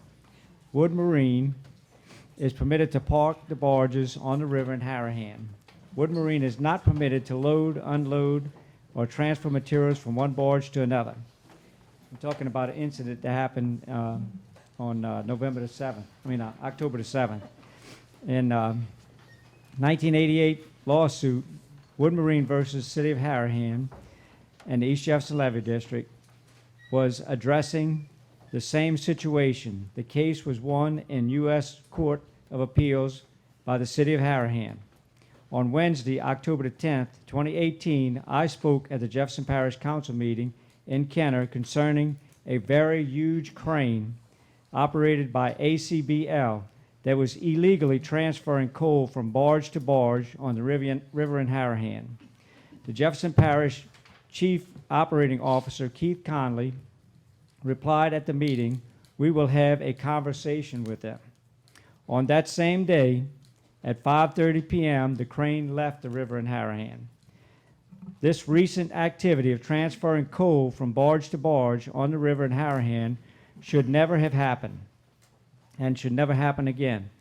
The crane left, but the 26 open coal barges are on the river from Hickory to Rent Pass, and there's another 11 open coal barges from Rayvan to Oakland that are still uncovered today. All of Wood Marine barges were covered in the past according to 2016, 2017, and 2018 Google Map pictures. Wood Marine is permitted to park and hold barges on the river in Harahan, but not leave barges uncovered, exposing what is in the barges to the residents. Wood Marine barges should be required to be covered at all times when they're located on the river in Harahan, and to avoid any substance being exposed to the large Harahan residential community. Especially with all the recent air quality problems affecting the residents, it is even more important for all barges along the river to be covered. The mayor and council please address Wood Marine on covering all barges on the river in Harahan to protect the Harahan residential community.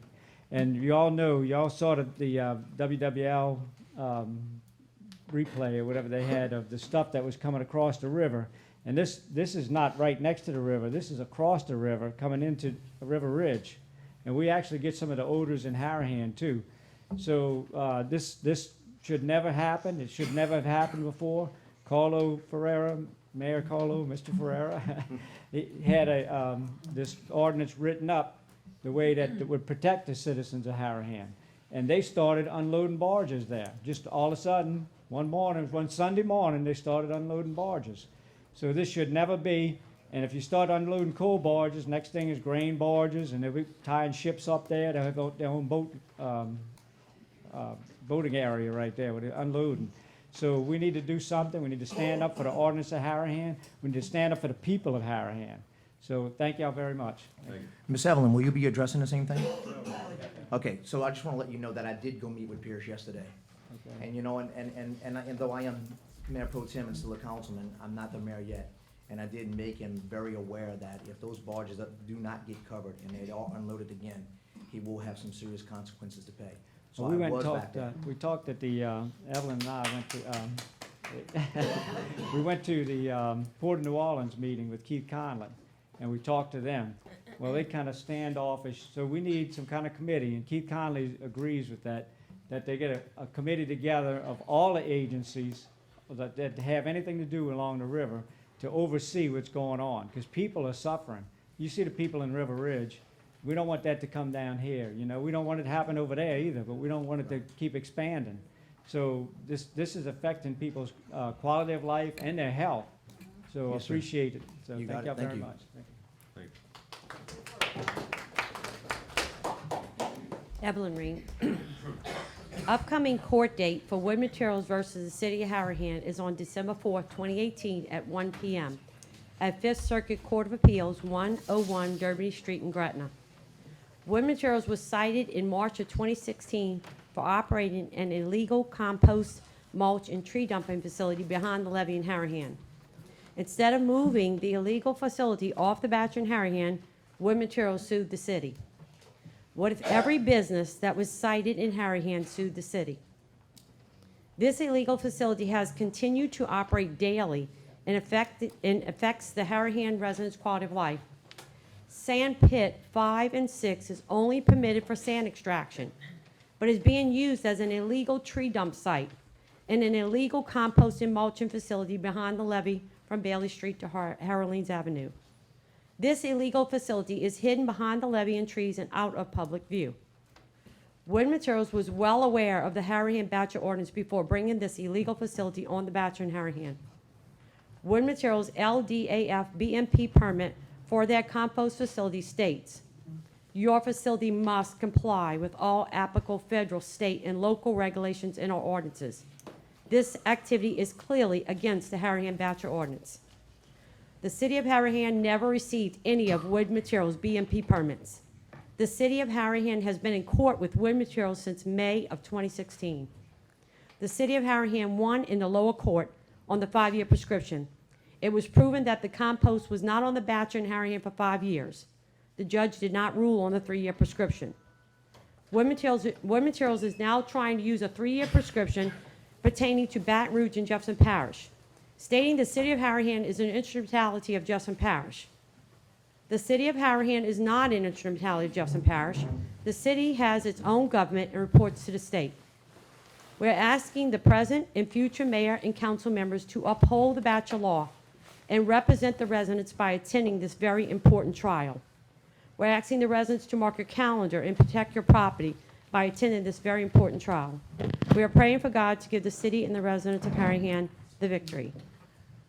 This has been a long time. This is our 4th court date. It's very exhausting to prepare for these and to go to these, and it's just very exhausting. So this is our 4th time. We're hoping and we're praying that everybody will come, because it's been a whole lot of work for Johnny and I. We're not across the street from this company, this further down. But everybody that is affected by losing their air quality or their quality of life matters to us. And we will keep on addressing anything that has to do with anybody's air quality or anything that's happening. You know, we will help if we can. Well, we're really tired of working on this particular subject for probably 4 years, 3 years, 4 years. So we just hope and pray that this court case is heard. It is going to be heard.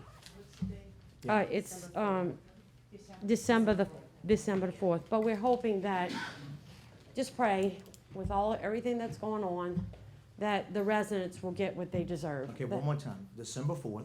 December Is the that the Fifth 4th. Circuit, you said? It's at the Fifth Circuit Court of Appeals.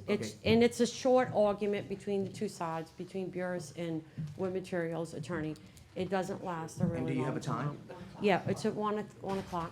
But through everything that's going on, this doesn't need to get lost again. It's wrong, it's very wrong. And it's just wrong for Wood Materials to keep doing this to the city. I mean, if you tell me I'm doing something wrong, I'm gonna try my best to try to do what's right. So please pray for the city, and please, every one of you who is running now, who is about to be running, please come and support the residents. We need it. We need to let we need to let those judges see that Harahan is very involved in this and very interested in this and wants to see this done. Wood Materials will not lose out. They have 4 other locations that they can move this to, that it will be legal. So it won't be like they just can't have it no more. They just have to move it to another place, which is not around a large residential community. So they're still gonna win. They just have to move it from there. And let the sand come back to the pit and control the sand. You finished? Thank you. Okay, so just so you know, on your point, I've met with Woods Material about your mulching and composting as well. And you know as I know, and I know this is gonna go to court, and we're looking at the 3 or 5 year prescription. Of course, if they award him the 3 year prescription, it's gonna be a little bit more of a struggle. But if they award the 5 year prescription, it's gonna be a little easier for us. But I have let him know as well, he's breaking the law. And I will stand behind any business that abides by the law, but when you break the law, I cannot be a voice for you. So I did meet with him. We have had that discussion, just like I told you I would. The day that if I was so blessed to be elected, I told you I'd have those meetings. Right. I did it. Well, thank you. And we all Just to, maybe, I may be wrong, but I think I am right. The 5 year prescription was ruled out because there was maps that was from the professor at Holy Cross that proved that it was not on the Bachelor of 5 years. So she, that is a done deal. As much as we have been following, it's a done deal. The only thing that's going to be addressed is a 3 year prescription. We are not an instrumentality of Justin Parish.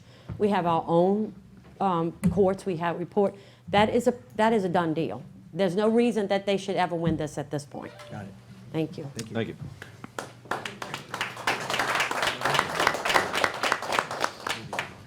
Good evening, Jason Asbill, 573 Posey Avenue. Just to be clear, there was a question in the back. That is the Louisiana Fifth Circuit that is going to be in Gretna, not the federal building, not the federal Fifth Circuit. The Louisiana Fifth Circuit in Gretna, 1 o'clock on December 4th. I was going to ask for an extra minute up front, but I guess I don't have to do that. No. No. So I had a statement prepared for the 6 o'clock meeting. We didn't have that meeting, but I still think it needs to be said, so I'm going to go ahead and say it. And if you excuse my rudeness, I'm not going to look at you. I'm just going to read my paper here. City of Harahan 2012 contracted audit. The city is not in compliance with the requirements as described in Louisiana Revised Statute 39-1311, part of the Local Government Budget Act. City of Harahan 2013 contracted audit, the same. City of Harahan 2014 contracted audit, the same. City of Harahan 2015 investigative audit provided by the Louisiana Legislative Auditor summary, non-compliance with the Local Government Budget Act. City of Harahan 2015 contracted audit. The city is not in compliance with the requirements as described in Louisiana Revised Statute 39-1309 and 1311. Same in 2016, same in 2017. There's an obvious pattern here. My prediction is that if we would have that meeting tonight as planned, there would have been at least one finding of noncompliance with the Local Government Budget Act in the 2019 budget audit. Specifically, a violation of RS 39-1307, which is a provision of the Local Government Budget Act entitled Public Participation. I'll read some sections from it so you can hear them. Subsection A reads, political subdivisions with total expenditures of $500,000 or more in a fiscal year shall afford the public an opportunity to participate in the budgetary process prior to adoption. So from that, you'd say, okay, that's what that meeting was tonight. A public hearing for public input. The public hearing, however, must be fair. In fact, subsection B provides how and when the public hearing should occur. Subsection B is a bit longer, so bear with me. Upon completion of the proposed budget, and if applicable, its submission to the governing authority, the political subdivision shall cause to be published a notice stating that the proposed budget is available for public inspection. The notice shall also state that a public hearing on the proposed budget shall be held with the date, time, and place of the hearing specified in the notice. The notice shall be published at least 10 days prior to the date of the first public hearing. Where applicable, publication shall be in the official journal of the political subdivision. So what does all that mean? That means if we were to have that, to have a public hearing on any proposed budget, the mayor has to finish the budget. She has to place a notice in our newspaper, whatever that newspaper is. I'm not sure if it's the Advocate or the Times, the Advocate. She has to place the notice in there saying that the budget is available at City Hall for us to come look at, to make copies of if we want to, so that we can have fair input at the next hearing. And that notice has to be published 10 days prior. Subsection C and D go on to explain that no proposed budget shall be considered for adoption until at least one public hearing has been conducted, and the city shall certify completion of all those actions required in the previous subsections. Public notice of the scheduled and subsequently canceled meeting budget hearing did not occur until approximately 24 hours before. That is insufficient in itself. Further, it was not published in any official journal of the city or parish. What's more, the proposed budget was not made available for inspection by the public. Even our elected council members did not receive it until yesterday evening. And I'm going to say mayor, but this was directed at our previous mayor. The procedure followed that called for this special meeting was egregiously improper. Council, you could not have with due diligence considered that budget tonight. That would have been a waste of time, blatantly improper, and verging on criminal. My recommendation would have been to hear the remainder of the citizens that were present and then adjourn before any consideration of the budget. Thank you for your time. Thank you.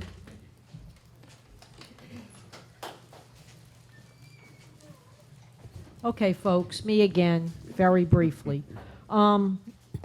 Everybody knows that there's a runoff election for the city council. And I want to make a couple points going forward. I'm not going to stand up here and talk about background and all that. People that voted already kind of know who's done what and when, where, and all that. The things I would like to say tonight is don't expect this candidate, Darlene Schwartz, to go negative against any of the other candidates, okay? I had enough negativity in January when I lost my mom, okay? I had enough negativity for the rest of my life with that. I think any of the candidates that ran and didn't make the runoff and the ones that have made the runoff, you're putting yourself out there. Your whole life is an open book. And that involves your family and yourself. And just by the fact that you're doing that is really a sacrifice, I'll say, okay? So don't expect that from me. Number two, don't have unrealistic expectations if I was to be so blessed to sit in one of these seats up here. I'm one person, and I'm not perfect. You know, everybody likes to talk about their accomplishments and what they've done, and I've done my fair share of that. But I'm not perfect, so don't expect to get a perfect human being if you push the ballot for my name, okay? I'm 62 years old, and I've made my fair share of boo-boos, okay? And you own up, you fess up, you move forward. In fact, I've learned more in life from when I have made mistakes than when I've made good decisions, if you would, okay? So, not perfect, guys. So if you're looking for perfect, don't vote for me, all right? Just want to get that out there. And if you do want somebody that will give you their very best and be open-minded, try to work together, get along, I can promise you I will do that. I'll do my best to make you proud and not regret putting me in if I so in fact get there. And if I don't, I'm still Darlene, and I'll still be around to do what I can to help anybody. I don't know the meaning of the word no. So that's what it is. So I just wanted to let you know, not perfect, just we'll do the best I can to work with everybody and make good things happen for the city. Thank y'all. Thank you.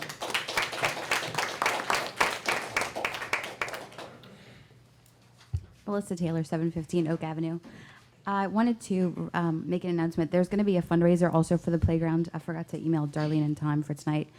At my brother's bar in the evening. It starts at 7. There's going to be an ugly sweater contest, I think a raffle, and lots of fun.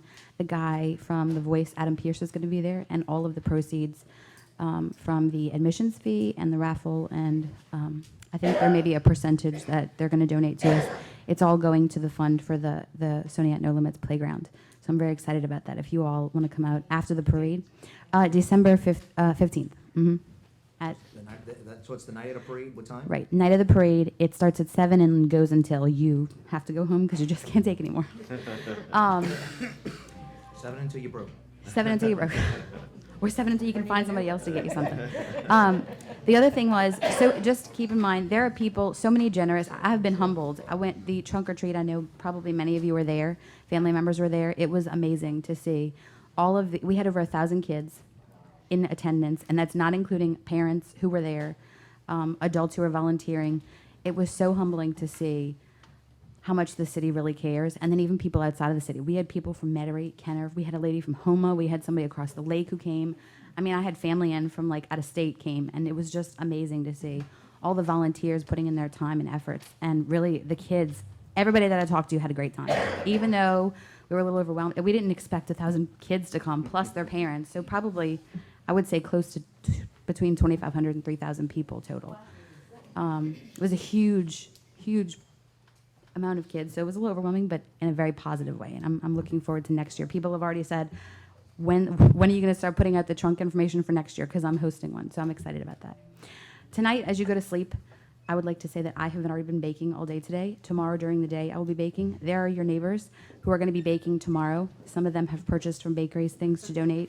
Again, these people in your community who care about the playground and the kids here, they're baking all day tomorrow, maybe into the night, midnight, Friday night.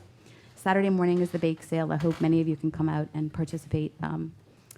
If not, just stand and talk with us or purchase something good that you'll see. Thanks so much, guys. Thank you.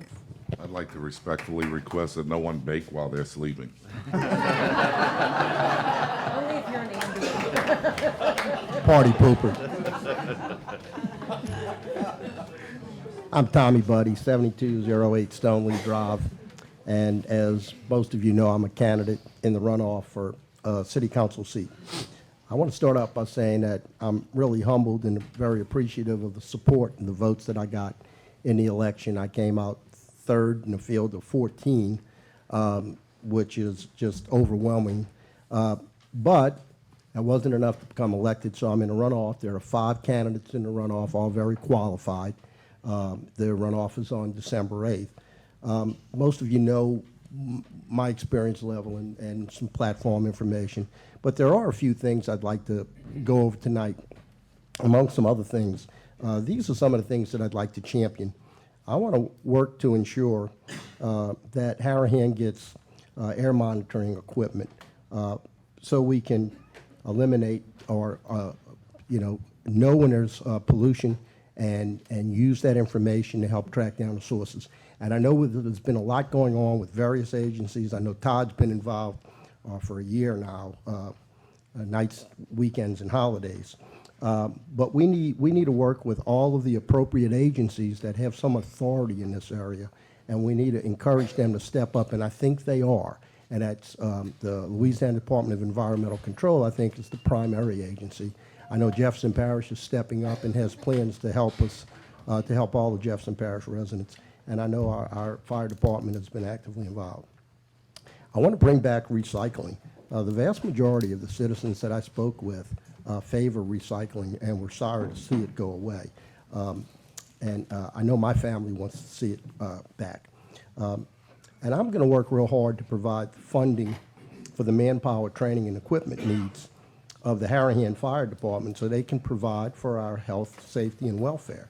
I've been a staunch supporter of the fire department for 25 years, and I'm not going to stop now. And I think most of the people that are in a race are going to support that effort.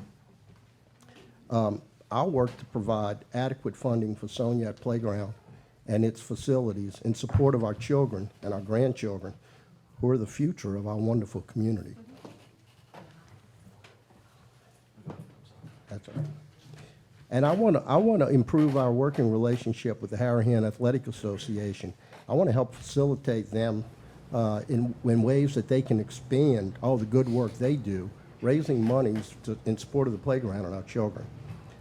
And I'm going to work real hard to seek to try to annex properties in the Harahan where it makes sense for both parties.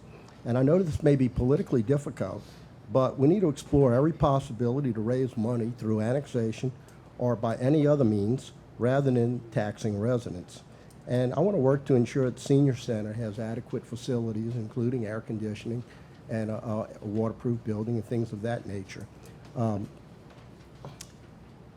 So I'm again asking for your support and your vote on December 8th. And I hope to have the opportunity to sit up here with the next council and the next mayor. Thank you.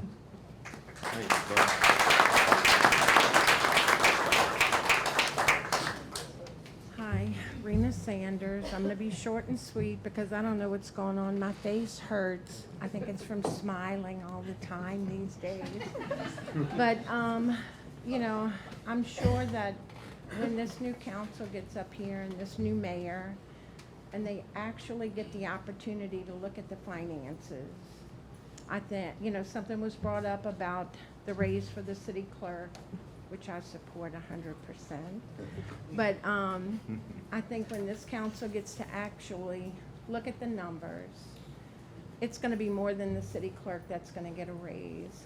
I know the mayor and the council are going to do what's right by the fire department, the police department, and all departments. That's how it's always been done, and I think it's going to be like that again.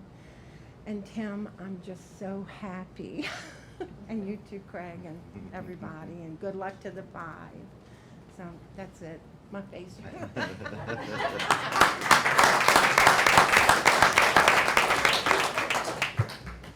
Eric Chatelain, 700 Colonial Club Drive.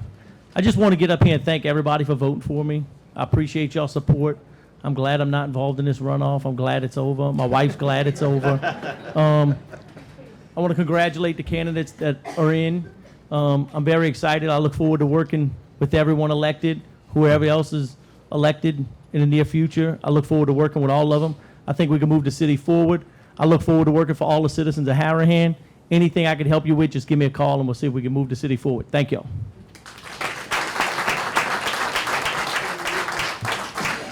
Okay, we'll now close address to council. All right. Approval of minutes. Reading of the minutes of the council meeting on October 18th. Motion to dismiss? Motion. Second? Second. So motion by Johnson, second by Wheeler. All in favor? Yay. Yay. Yay. I'm sorry. Doing two things at one time here. All right. Yeah. 4 yeas. All right, an approval of the minutes of the council meeting on October 18th. Motion. Second. All in favor?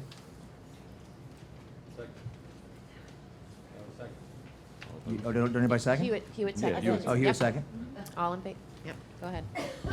All in favor? All opposed? All opposed? Nay. Nay. Hewitt seconded. Yeah. All right, communications.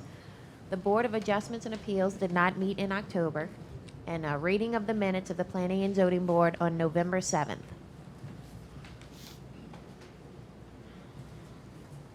And a motion to dismiss? Yep. Okay, motion to dismiss, Motion. dismiss? All right. Second. All in favor? Yay. Yay. All opposed? 4 yeas, 0 nays. Approval of the minutes of the Planning and Zoning Board on November 7th. Motion. Same. Motion. Second. To Motion to what? Oh, motion, I'm sorry. Motion to approve the minutes from the planning and zoning? Well, not, not I'm accept. sorry, do you have a motion to approve the minute? Yeah. Is this, Motion to it says approve due 'em. to an, okay. We still vote on it, even though What's it say? secretary was not Quorum. able to attend? Okay, sure. Motion. Yeah. Didn't they? I got it. No, I got it. Yeah. Craig's trying to trip They me up did. over here. They unanimously deferred. Unanimously Who sec- deferred, so I didn't Okay. know if we actually had to or not. Who seconded the, I second the motion. That was my only concern, was that it says deferred. I didn't know if we actually had to. Second. All right, Hewitt will second. All in favor? Yay. I'm sorry. Okay, here we go. All right, resolutions. All righty. Uh, The following resolution was offered unanimously by the council. This is proposed resolution number 2018-16, which was deferred on October 18th. The resolution accepting the municipal water pollution prevention environmental audit report for the period of January 1, 2017 to December 31, 2017, and to inform the Louisiana Department of Environmental Quality that the following actions were taken and additional actions will be taken by the city of Harahan. Okay, do I have a motion to open for public hearing? Motion. Motion by Johnson, second by Wheeler. Yeah. All in favor? Yay. Yay. All opposed? All right, public hearing is now open. Okay. No one coming to speak on this matter. Public hearing is now closed. All right, council discussion? No, my only concern was that I don't ever remember ever doing this in the past, but I believe Mr. Calvin reached out to you yesterday. He did. So at the last meeting, there were some areas that weren't even filled in, some numbers and stuff, but he did provide me with those numbers yesterday, so, and he gave me the explanation, so it's all. Are you good? But I agree with you. I know he said it was done every year, and I don't remember ever seeing this before, so. Right. Okay. Do I have a motion to proceed with the vote? Motion. Second. Motion by Councilman Johnson, second by Councilman Hewitt. All in favor? Yay. Yay. Yay. 4 yeas, 0 nays. All right, ordinances for approval. All right. Proposed ordinance number 2018-11. The following ordinance was proposed by Councilman Benton and seconded by Councilman Johnston. And it was deferred at last month's meeting. Last month, yep. This proposed ordinance is serving as providing the council with written notification as mandated by LSA RS 391310 that when there has been a change of operation upon which the original adopted budget was developed, the governing authority shall adopt a budget amendment in an open meeting to reflect such change. Okay, do I have a motion to open for public hearing? Second. Motion by Wheeler, second by Hewitt. All in favor? Yay. 4 yeas, 0 nays. Public hearing. No one speaking on this matter. Public hearing will now be closed. Do you have a motion to close public hearing? Motion. Second. Motion by Johnson, second by Hewitt. All in favor? Yay. Yay. Okay, do I have a motion to proceed with the vote? Oh, I'm sorry, council discussion. I forget about the council. Council discussion? Just like I stated last time. He's there- rushing us. That's right. As I stated last time this came up, it's increasing line items, and it's not offset anywhere in revenues or decreasing anything. So I won't be voting for So this. not proper. Right. Okay, do I have a motion to proceed with the vote? Motion. Second. Motion by Johnson, second by Hewitt. All in favor? Now, we motion and all opposed? Nay. All right, 4 nays. 0 yeas. Mr. Carlo, can I vote or not vote? No, Yeah. he can vote. Yeah, Mayor Pro Tem can. Okay. Thank you, Mr. Carlo. Huh? Oh, yeah. The mayor pro tem. Yeah. His vote still counts. His vote still counts. 100%. It's up for approval, not first reading. Right. It was already. Yeah, give me 1 second. We're just gonna double check. It don't matter. Yeah. Okay. It's It's not first reading. It's not first reading. Okay, so we're back in the ordinance for approval? About what? Don't worry about it. Yeah, he can. Yes. Stress yourself out. Right here. Next up. Let Chief do it.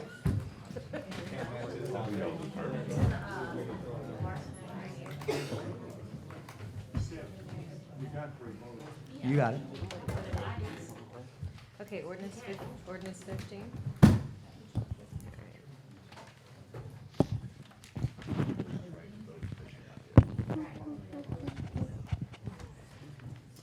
All right, proposed ordinance number 2018-15. This was also deferred at October 18th meeting.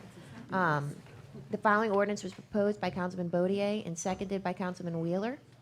An ordinance to amend ordinance number 1841, the annual budget of revenue and expenditures for the fiscal year ending December 31st, 2018, for the Police Department of the City of Harahan, Louisiana, for the forensic audit. Okay, do I have a motion to open for public hearing? Motion. Second. Motion by Councilman Johnson, second by Councilman Hewitt. All in favor? Yay. Yay. Public hearing is now open. No one wants to speak on this matter. Public hearing is now closed. Okay. Are we deferring this? We, council discussion. I'm gonna defer it. I'm gonna defer it one more time anyway, just because it's my ordinance. Okay. All right, so we're gonna make a motion to defer? All in favor? Yay. Second. Second. Second. Second. All right. I'll make a motion to defer because it's my ordinance. And then so, Second by Johnston. yep. Motion by Hewitt, second by Johnston. All in favor? Motion by, Yay. yeah, that's fine. Motion deferred. Defer. All right. Proposed ordinance number 2018-19. This one's deferred from last month. The following ordinance was proposed by Councilman Benton and seconded by Councilman Johnston. This proposed ordinance is serving as providing the council with written notification as mandated by LSA RS 391310 that when there has been a change of operation upon which the original adopted budget was developed, the governing authority shall adopt a budget amendment in an open meeting to reflect such change. Okay, do I have a motion to open for public hearing? Second. Motion by Wheeler, second by Hewitt. All in favor? Yay. Yay.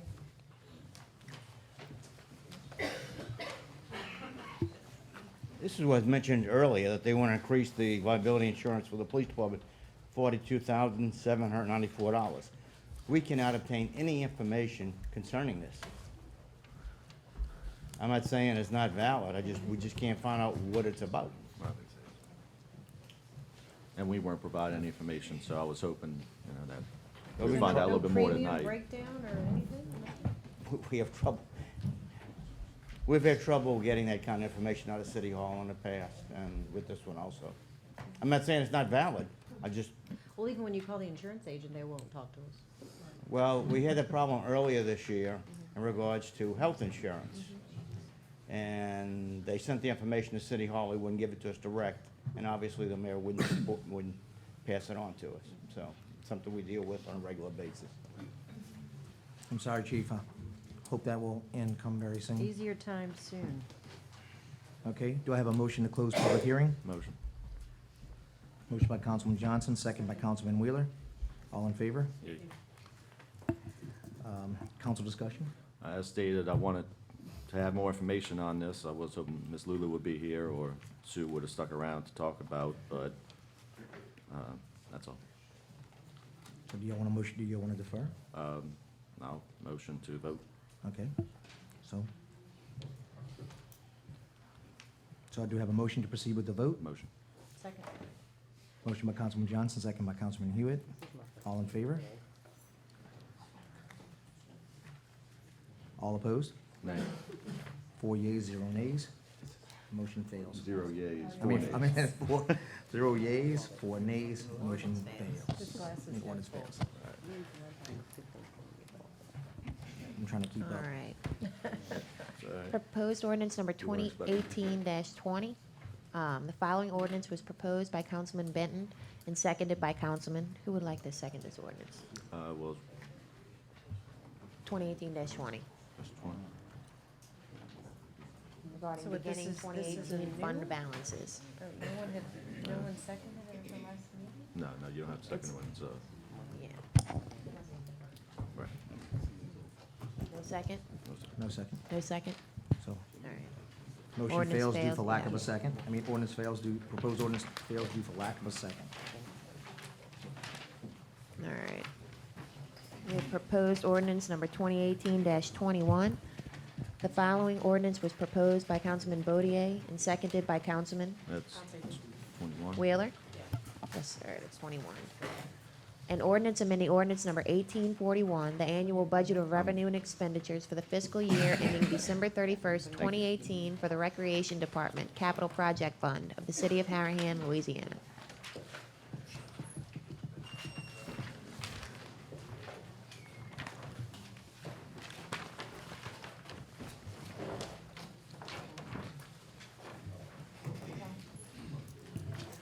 You're running. Do I have a motion to open for public hearing? Motion. Motion by Councilman Johnson, second by Councilman Wheeler. Public hearing is now open. Good evening, Jason Asbel, 573 Posey Avenue. This is an ordinance back in, at the beginning of the campaign. All the candidates, save one, signed an agreement or I guess a letter stating that they would support Stone Yat No Limits Playground being placed there and all that. And this is kind of an ordinance kind of getting a jump start on some of the revisions that the city needs to make, some of the updates that the city needs to make.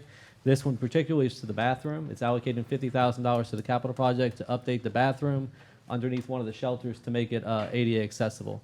So that's what this is about, and we hope you adopt it tonight. Thank you. Thank you. Melissa Taylor, 715 Oak. This ordinance, the update to the bathroom, it will increase the size of the bathroom so that a person in a wheelchair can use that restroom. Currently, it's a very small bathroom, and a person in a wheelchair cannot access that bathroom. So unless the gym is open and unlocked, there is, I think, one bathroom in each, the male, female, that is slightly larger. But very many times, people have come and the gym is locked because there's no staff there. There's no restroom for their person, child, adult to use, so they have to leave. We had to make special requests to make sure that the bathrooms in the gym were open for the trunk or treat, for example, because had they not opened the gym for that, none of the kids, there were a few that were in wheelchairs, and I think there was an adult actually too. There are no bathrooms outside right now that those folks can use. So this is definitely a very important ordinance. It would also bring us up to the same standards as other people. This is now ADA law that there has to be bathrooms that accommodate folks with mobility issues and use those devices. So I really hope that this is something that you all agree with, that it's very important for our city. Thank you. Not only do the bathrooms need upgrading, bathrooms aren't even accessible. You have to drive through the grass, slop to get to the bathrooms. So that would include handicap access way to the bathrooms, concrete, to get to the bathrooms, at least one of the shelters at least. So even if we redid the bathrooms right now as they are, you really can't even get a handicap to the bathrooms. You got to roll through the grass, then there's probably a 4-inch curb to get up. So all of that would go into place. Thank you. Okay. Do I have a motion to close public hearing? Motion. Second. Motion by Councilman Johnson, second by Councilman Hewitt. All in favor? Yay. Yay. 4 yeas, 0 nays. Any council discussion? I'd like to make a motion to amend this ordinance. It was stated that I might be pulling out of the wrong line in capital, so I'd like to just make that amendment right now on line 19. Right, currently it's states line 341-4-116-40910, recreation general expenses. I want to replace that with 341-4-116-40920, recreation capital outlay.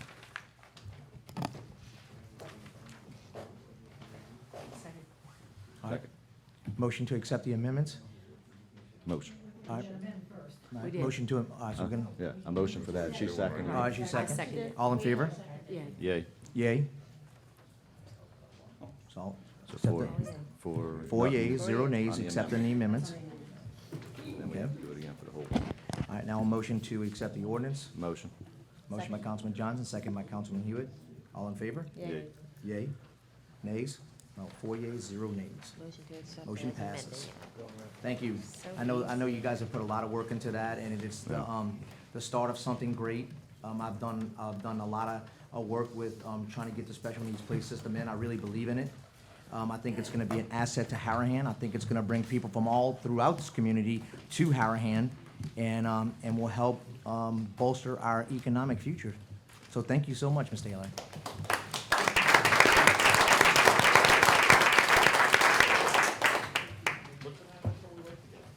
All right, ordinances for introduction. Proposed ordinance number 2018-22. Can't be introduced because she All left. right, She left. Right. She quit. She quit. She's not here. She is not here. She can't sponsor ordinance. She's not here. Yeah, Proposed ordinance number 2018-23. The following ordinance was proposed by Councilman Johnston. An ordinance providing that the Harahan Municipal Code be supplemented to fix the amount of compensation of the municipal officer of the City of Harahan as required by LRS 33381A. New business. Monthly financials. And same with these two. Well, she's not. Oh. They were motioned by Benton, but. Wait, what you guys? So we have no old business? We have no? Well, it was the two that was amended. Oh, yeah, the old. She amended to add two, Oh, right. but Benton's not here, so. So we have no old business, no new business? Yeah, new business. Secretary's report? Monthly financials with Oh. budget to actual comparisons. I'd like to take that off, because we had it to try and get. Motion to remove. So you Mr. want to make a Rebo motion here. to remove under new? Unless we can defer it to the budget meeting on the 6th and see if we can finally maybe get some answers then. Right. Sure, let's do that. Okay. Okay. You okay with that? Yeah, motion to defer it till the special meeting, so we can talk about it. Which is that, which is on December? December 6th. Do we have to? 6:30? 6:30, yep. So Who gonna make- Oh, seconded that? that is the thing, going back to this, in order to do that special meeting, we would at least have to do this 2018-25, because that is what's gonna be. Right, because that's what's gotta be We can advertised. discuss the monthly financials with budget to actuals then. Yeah, the 2019 budget, 2019 budget. Well, we just have to really do the 20. You don't have to introduce the ordinance. I'll motion. Call for the meeting, she's presented the ordinance. Sure, let's, Which one are we looking at? 2018-25. Are we was- deferring the monthly financials? Yeah, yes. So, Seconds that. yeah. Second. All right, so motion by Councilman Johnson, second by Councilman Hewitt to defer monthly financials, new business to the special meeting of December 6th, 6:30. Then I motion to come back to 2018-25, because that's what the original special meeting was about, so we can talk about past financials and what's going forward. So in order to keep that meeting, I think we would have to, You don't have to introduce this for first reading at this time. You can just, she's presented the budget. You can have that meeting, and then you can bring. Have it available for the public, and then so you all put on the website. as long as you advertise it, we Right. don't, okay. Okay, well, Advertise notice. To adopt it. you right, have to have right, first okay. So you can do Okay, that at the regular that's fine. meeting. We'll move on. Sue could bring it up at special meeting if she wants.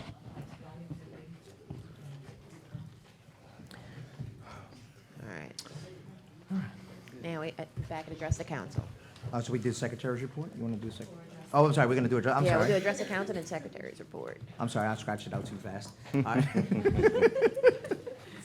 All right, so we'd now like to open up address to council. Or make a motion to open address to council. Right? No, it's just All on right, the agenda. It's part Let's of go. the, you good? What you got? Good evening. Jason Asbill, 573 Posey Avenue, candidate for Harahan City Council. November 6th election has come and gone, yet we only have a mayor and 2 council members elected. Congrats to them. I appreciate getting to meet so many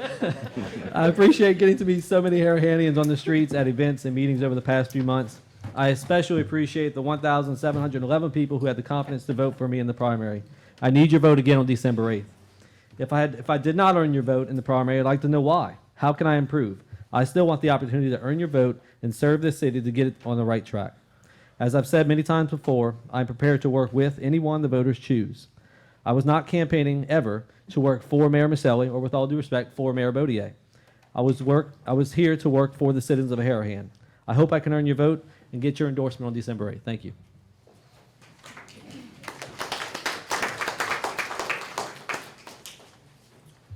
Tommy Buddy, 7208 Stoneleaf Drive. This is in reference to the question about insurance, not having information. Unfortunately, I think you guys are going to have a lot of questions in the next council and not answers. As to insurance, Mayor-elect, you may want to reach out to the Dahl Insurance Agency, because they probably handle the general liability insurance. I suspect they'd be happy to sit down with you, lay out the charges. They're probably somewhat familiar with the allocations the city is using. And if not, at least you can get the base data and figure out a proper allocation yourselves. But reach out to professionals that have done the work for the city, because they probably can help you when you can't find records or get answers from an invisible mayor. Thank you. Thank you. Thank you. Jean Marie Murphy, 120 Woodlawn. I'm a little under the weather, so excuse me if I can't speak clearly. Someone here made reference to Election Day. You may or may not have read in the newspapers or kept track of what was going on, but I know just at the precinct of Harahan Elementary School, before 6 o'clock that evening, polls close at 8, 522 out of 600 people had voted. Think about that number. They talk about apathy. They talk about people not wanting to step forward. Well, nationally, as we know, this was a very controversial election, and there were records set across many states, and some states are still figuring their votes out. But here the citizens stepped up. And no matter whose side you were on, you have to be proud of that. That's the only way we take control of what happens to us in our daily lives, in our quality of lives. It's not only to step up and say what you want, pick the candidates that you want, it's to come to the meetings and it's to speak out. And if people are not respectful, if people do not respond, if things get done, we have a duty to change the leaders. Whether I'm a supporter of everybody up here, but if they don't do what they're saying they're going to do, if they're not transparent, if we can't get a straight answer out of them, vote them out. We've shown we have the power. It's people power. It's what the original founding fathers of this democratic republic, some people confuse it. We don't live in a democracy. We don't all vote on every legislation in front of Congress. Some people like to conflate and confuse the idea of a democracy with what we have, which is a democratic republic. We vote for our leaders vote on our behalf. If our leaders are not doing the work, we protest and we get rid of them. To that end, as far as Woods Materials is concerned, I was approached a couple of months ago by a neighbor who was going to a meeting of concerned citizens about the smells from the dump across the river. And these women had been on Facebook pages and they had been meeting and talking about trying to do something to get both the landfill owners and the Jefferson Parish Council at large, I know Paul's familiar with this, to respond. There was complaints. You could wake up in the morning, people were getting sick. One of the things that I've done for a living is to make noise, doing marketing and publicity. I said the first thing you need to do is give them a visual. Get some kids out there, put gas masks on them, make posters. Give me a sign, one symbol, and we go get them. Give that to me, I'll send it out to the news agencies.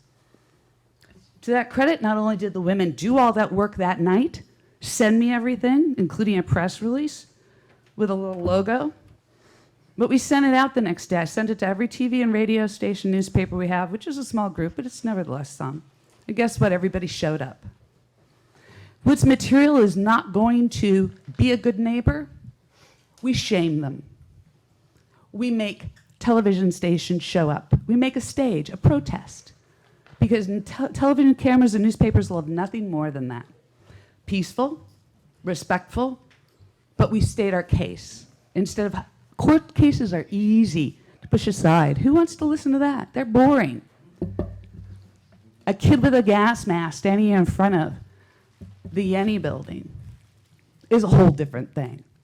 And as you notice, now there's a lot of movement on it because the public pressure comes from that. People see that and they respond. So as a citizen of Harahan, I just want to say I'm really proud of everybody who participated. And I think that we maybe learned a lesson that we can control what goes on in our own city. Thank you. Thank you. You coming? Yeah. You coming up? Yeah. He's ready. We'll now close address to council. All right. All right. Secretary's report. Secretary's report for October. Total revenue, $570,000, $570,866.45. Okay. Reports, Chief Walker.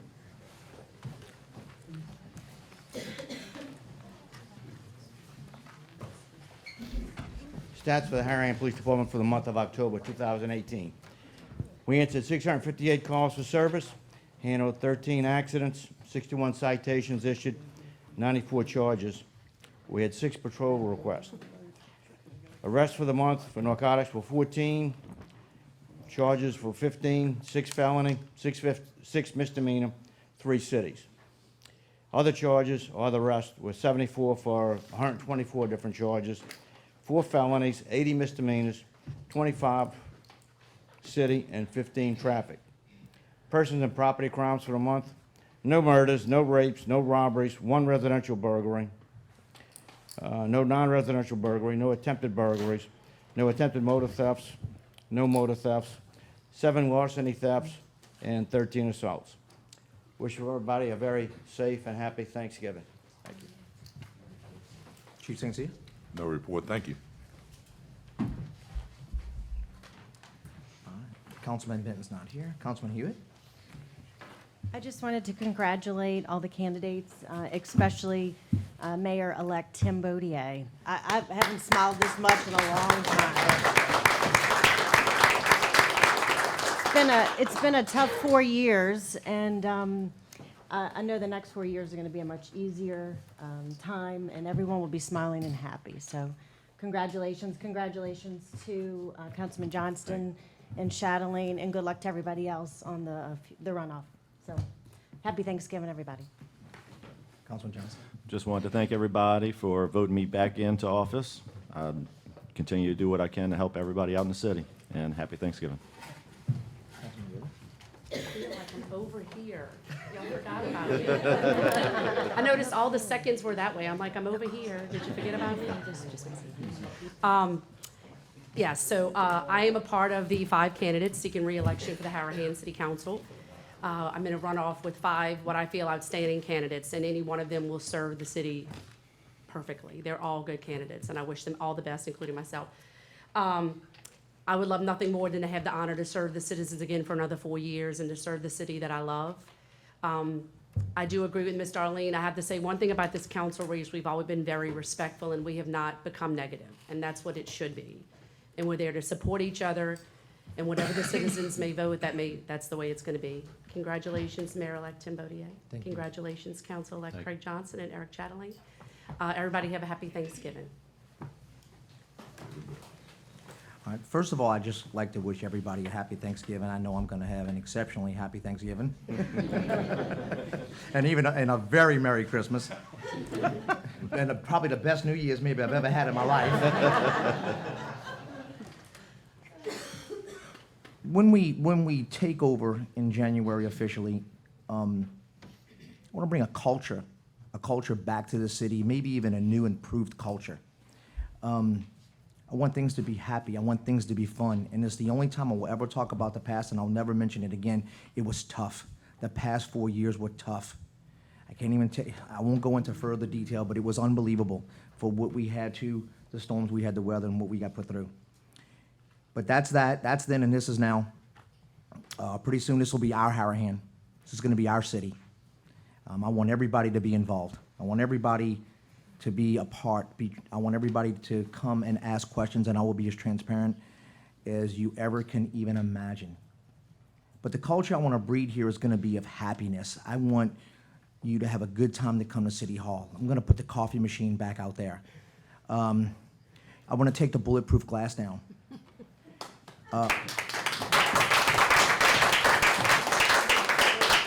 When you come in here, you're going to be treated with respect, and you're going to leave here happier than when you came in. If that's possible, we will do our best.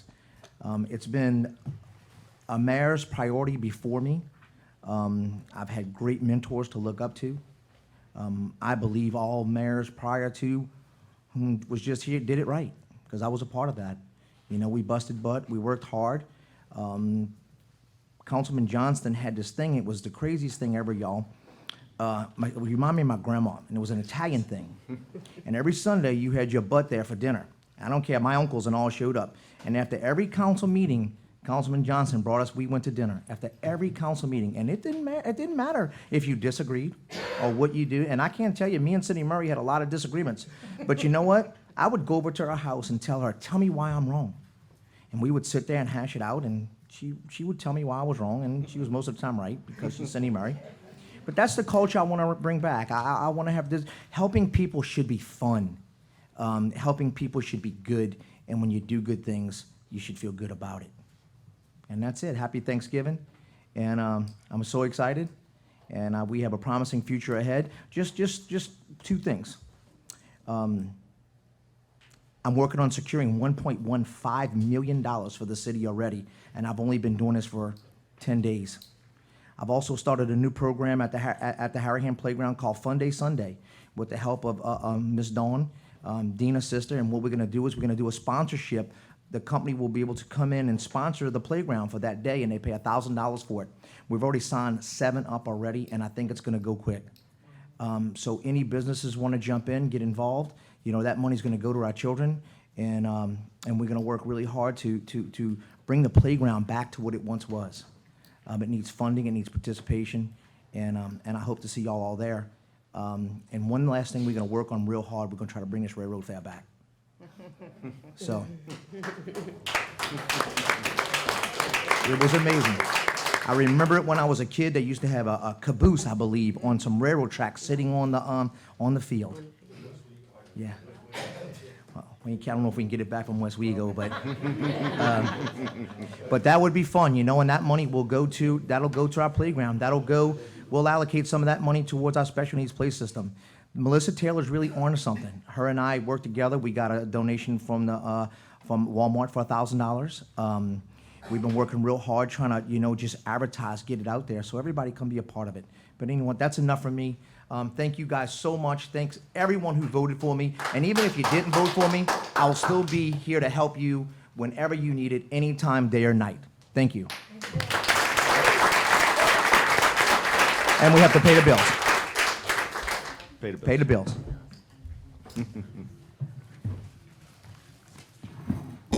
Bills paid in October. Total expenditures. You got it?